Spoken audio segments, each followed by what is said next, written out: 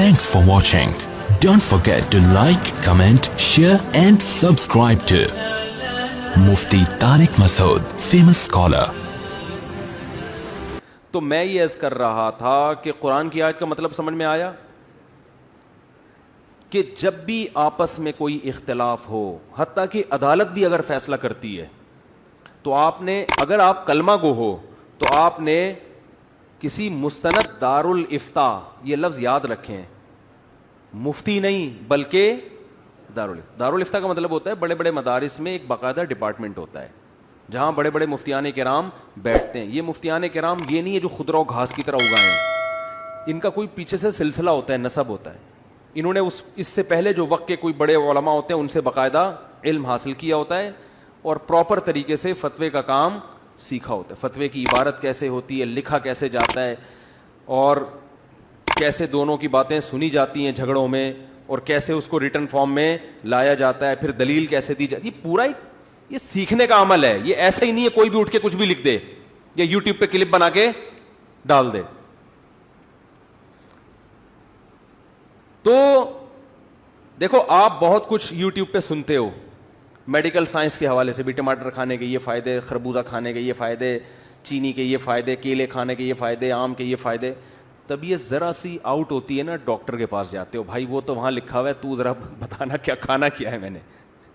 اور یہ آپ کے سمجھدار ہونے کی علامت ہوتی ہے. اور اگر آپ انٹرنیٹ سے اپنا علاج کرا رہے ہو، اس کا مطلب آپ غسل کی تیاریاں پھٹے وٹے اپنے لیے منگوا لو.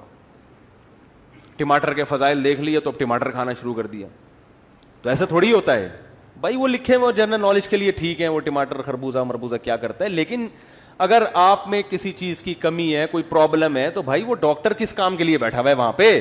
وہاں جاؤ گے، آپ بولو گے بھائی کیا میں خربوزہ کھا لوں؟ لکھا ہوا تھا کہ خربوزہ کھانے سے یہ فائدہ ہوگا، تو مجھے یہ فائدہ ہوگا کہ نہیں ہوگا وہ آپ کو بتائے گا. آپ پہلے ہی خربوزہ بن چکے ہو بھائی، آپ میں مزید خربوزے کی گنجائش نہیں ہے. آپ تو کچھ بھی نہ کھاؤ، آپ تو ایکسرسائز کرو، ختم کرو اپنے آپ کو. خربوزہ کھا کے اور گول ہو جاؤ گے. کچھ بھی کرے گا وہ ڈاکٹر کا ہیڈک ہے، وہ میرا ہیڈک نہیں ہے. تو ایسے ہی مسائل بھی انٹرنیٹ سے نہیں دیکھے جاتے.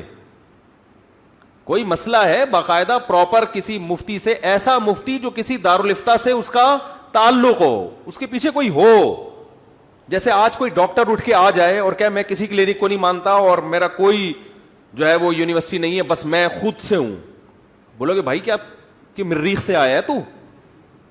کیونکہ یہاں تو جتنے ڈاکٹر ہیں تو وہ پہلے والوں کی ریسرچ سے فائدہ اٹھاتے ہیں اور وہ ان سے سیکھا ہوتا ہے پراپر طریقے سے. ہاؤس جاب بھی ہوتی ہے، صرف کتابوں پر اکتفا نہیں کیا جاتا. پھر ڈاکٹر جتنا بوڑھا ہوگا اتنا ماہر ہوتا ہے، وہ اتنا اس کا تجربہ زیادہ ہوتا ہے. میں تو بہت ہر طبقے سے ملتا ہوں نا، ینگ ڈاکٹر پہ مجھے اتنا اعتماد نہیں ہے. میں بوڑھے ڈاکٹر کو فوکس کرتا ہوں. مجھے پتا ہے یار اس نے کئیوں کو مار چکا ہے. وہ جتنے بندے اس کی قسمت میں مارنے میں لکھے ہوئے تھے وہ اس نے قبرستان پہنچا دیے. نیا ڈاکٹر ہے، ابھی تو وہ مارے گا بندوں کو بہت سو کو پہنچائے گا آگے. پھر تجربے ہوں گے وہ کیوں پہنچے، ان کا انا للہ کیوں، بتائے گا تھوڑی کسی کو. لیکن اس کو پتا ہے کہ یار یہ والا ٹیکا لگایا تھا تو یہ ہو گیا تھا اس سے. تجربہ تو تجربہ ہوتا ہے، اس کا کوئی متبادل تھوڑی ہوتا ہے. تو کوئی بھی حکیم بھی ہو تو بھائی پرانا حکیم، کوئی تجربے کار حکیم ہو اور باقاعدہ پراپر کوئی استاذ ہو اس کا، اور استاذ بھی کل کا نہ ہو بلکہ وہ سلسلہ چلتا ہوا آ رہا ہو کہ طب یونانی کوئی آج کی طب تھوڑی ہے، تو صدیوں پرانی ہے. تو یہ ابھی سے کہاں سے ایک دم سے اٹھ کے آ گیا؟ تو اس طرح یاد رکھو کہ جیسے میڈیکل سائنس میں صحت کے بارے میں ڈاکٹروں اور صحیح جو ماہر مستند حکیم ہے جو مارکیٹ میں بہت تھوڑے سے ہی رہ گئے ہیں، تو ان سے رابطہ کیا جاتا ہے. تو اسی طرح جب آپ کا کوئی اختلاف ہو کہ آپ کا حق بنتا ہے یا نہیں ہے، تو صرف عدالت کا فیصلہ کافی نہیں ہے، اور اس زمانے میں تو بالکل بھی کافی نہیں ہے. خواتین عدالت سے خلا لے لیتی ہیں، کسی مفتی سے، مستند مفتی سے رابطہ نہیں کرتی، حالانکہ ان پر فرض ہے، کیونکہ بیوی کو حلال و حرام کرنا یہ کس کا کام ہے؟ اللہ کا. تو پوچھے گئی بھی اللہ کی نظر میں میرا نکاح ختم بھی ہوا ہے کہ نہیں ہوا ہے؟ یہ دیکھو جو ہم ایجاب و قبول کرتے ہیں اور نکاح ہو جاتا ہے، یہ کیا حکومت پاکستان نے ہمیں بتایا ایسے نکاح ہوتا ہے؟ بولو نا. کیونکہ قرآن و سنت سے پتہ چلتا ہے کہ بھئی ادھر ایجاب ہو ادھر کیا ہو، قبول ہو، تو نکاح کیا ہو جائے گا؟ ہو جائے گا. تو حالانکہ وہ عدالت آپ کے نکاح کو اس وقت تک نہیں مانے گی جب تک نادرہ کا سرٹیفکیٹ نہیں ہوگا یا وہ سادہ نکاح نامہ نہیں ہوگا, نہیں مانے گی. لیکن شریعت کی نظر میں وہ نکاح ہو چکا ہے. کئی لوگ ایسے ہوتے ہیں کہ بچے پیدا ہو جاتے ہیں پھر 6 سال کے بعد جا کے نکاح نامہ بنا رہے ہوتے ہیں. لیکن اگر عورت شوہر کے خلاف کیس کرے اور نکاح نامہ نہ ہو تو عدالت اس کیس کی سماعت نہیں, وہ اپنی لحاظ سے صحیح کر رہی ہے, وہی اس کے پاس ثبوت ہی نہیں ہے. لیکن عورت کے لیے کیا اس بیس پہ شوہر کے خلاف کیس کرنا جائز ہوگا؟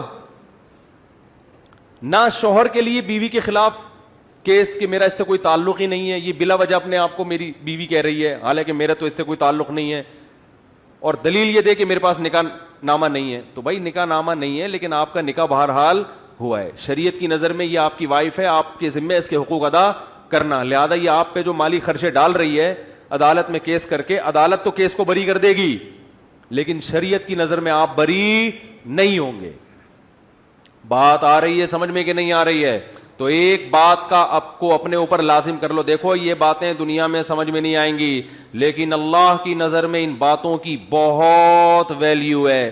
اللہ بس یہ دیکھتے ہیں کہ یہ مجھے کتنا مانتا ہے. اللہ کو ماننے کی علامت یہ ہے کہ آپ کے آپس کے اختلافات میں آپ شریعت اور اسلام جو اللہ کا دین ہے اس سے فیصلہ کرواتے ہو یا نہیں کرواتے. اس کے علاوہ اللہ کچھ بھی نہیں دیکھتا, کیونکہ اللہ کی نظر میں قرآن میں 2 جگہ اللہ نے فرمایا ان الدین عند اللہ الاسلام, دین اللہ کی نظر میں صرف کیا ہے؟ اسلام ہے.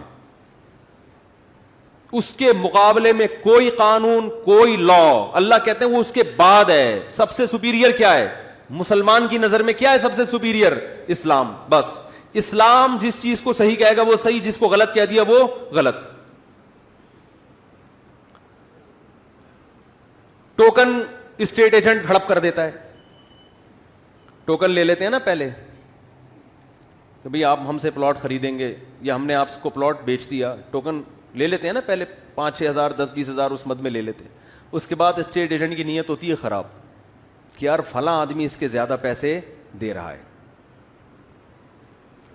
بلکہ بعض دفعہ ایسے ہوتا ہے کہ جس نے آپ سے پلاٹ خریدا اس کی نیت خراب ہو گئی, تو کسی بھی مفتی سے پوچھیں گے وہ کہے گا اسٹیٹ ایجنٹ کے لیے وہ ٹوکن کے پیسے ہڑپ کرنا جائز؟ بولتے کیوں نہیں بھائی؟ نہیں, اس کو ایگریمنٹ پورا کرنے پر مجبور تو کیا جا سکتا ہے, ایگریمنٹ توڑنے پر کسی کے پیسے آپ کے لیے حلال نہیں ہوتے, پیسے حلال نہیں ہوں گے. ہم یہ کہتے ہیں رکھ لو کچھ دن ترساؤ اس کو, تاکہ جو ایگریمنٹ اس نے کیا ہے نا آپ کے کسٹمر نے آپ کے ساتھ, اس کو وہ مجبور ہو کے پورا کرے. مجبور کروا سکتے اس کو, پیسے آپ کے لیے حلال نہیں ہے, بالآخر دینے پڑیں گے.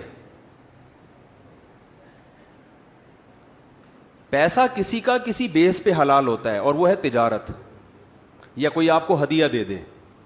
اس کے علاوہ اسلام میں پیسہ کسی اور طرح سے, یا ملازمت ہو, سیلری مل رہی ہے آپ کو جس کو اجرت کہا جاتا ہے, اس کے علاوہ کوئی طریقہ نہیں ہے. مفتی طارق مسعود صاحب کے بیانات سننے کے لیے youtube.com/مفتی طارق مسعود کو سبسکرائب کریں, اور اگر آپ لائیو ویڈیو کو کبھی بھی مس نہیں کرنا چاہتے ہیں تو سبسکرائب کرنے کے بعد بیل آئیکن پہ کلک کرنا مت بھولیں.